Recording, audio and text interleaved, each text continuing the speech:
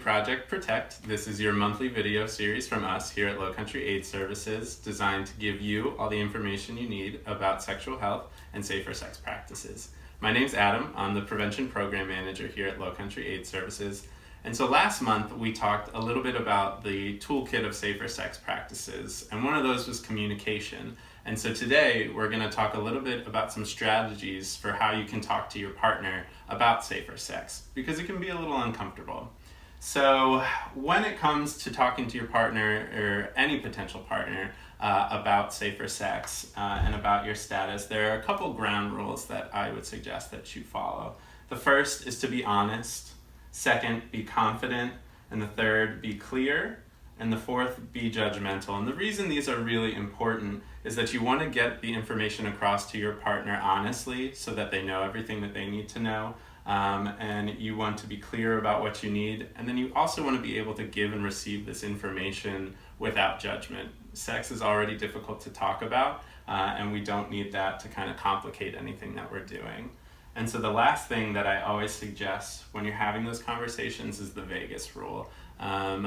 Unless this person is comfortable with you sharing this information outside of that conversation, I always say it's important to keep what happens in Vegas and keep that person's information confidential because they're trusting you with that.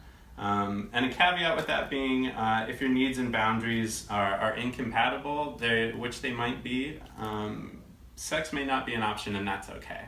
As we move forward, there's two different scenarios that we're going to talk about specifically. So the first one is when you have a little bit of time beforehand. So maybe you just started dating somebody new, or you just met somebody and you have a little bit of time to have discussions about safer sex, right?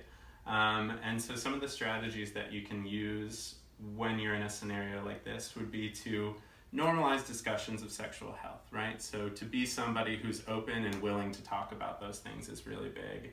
And secondly, to be able to approach sexual health as an extension of the respect and the care that you have for the person that you're with or for your partner. Something else that I would suggest, and I see a lot of here actually, is couples who are starting a relationship who come and get tested together. You can both come, you can get tested and get your result forms, take those to each other, and make the adjustments necessary based on whatever those results are. Make sure you're able to have open and honest discussions about your boundaries and your needs with your partner, which is important in any relationship.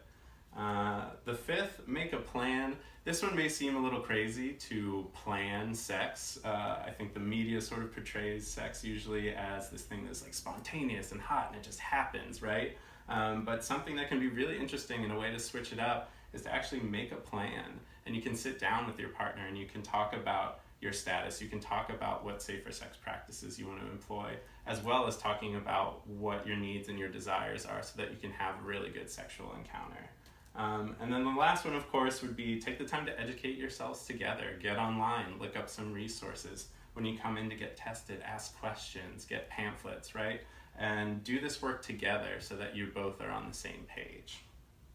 Ideally, right, this is how it goes, that we have time, we can have these discussions just openly and honestly with each other, but that's not always how life works out. Sometimes we meet somebody, we go home with somebody, and then your pants are halfway off and you forgot to ask anything about even their name, who they are, where they're from, and you maybe don't want to stop and say, hey, by the way, have you been tested for STDs lately? Which can be a little uncomfortable. So our sort of plan B scenario would be for those situations where you find yourself kind of in the moment, right? And you're not necessarily wanting to break that moment. So my first suggestion there would be to recall your needs and boundaries, right? As you're about to engage in sex, remind yourself what are the safe sex practices and the boundaries that you've set for yourself, right? And once you've done that, you can kind of go with two separate ways. One is the straightforward method to just say to the person something like, hey, I always have sex with condoms, or hey, are you on birth control? And kind of just really go for it and be honest about that. There's no shame in that. And then you can also be a little more subtle as you're sort of getting to know the person, and as things are progressing, you can kind of subtly add these things in as well. It's whatever feels most comfortable to you. But of course, as with everything, it's important to be clear about what you need and about what you want out of this encounter, and then make adjustments if you need to.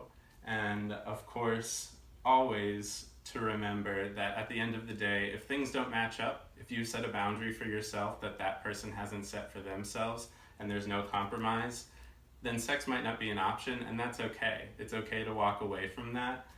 There will be plenty of other opportunities in the future to match with somebody who has the same boundaries and things that you've set for yourself. So hopefully that will help you have some of these more difficult discussions with your partners. As always, if you have a topic or a question or a concern that you want us to address in one of our videos, reach out to us over social media using #ProjectProtect.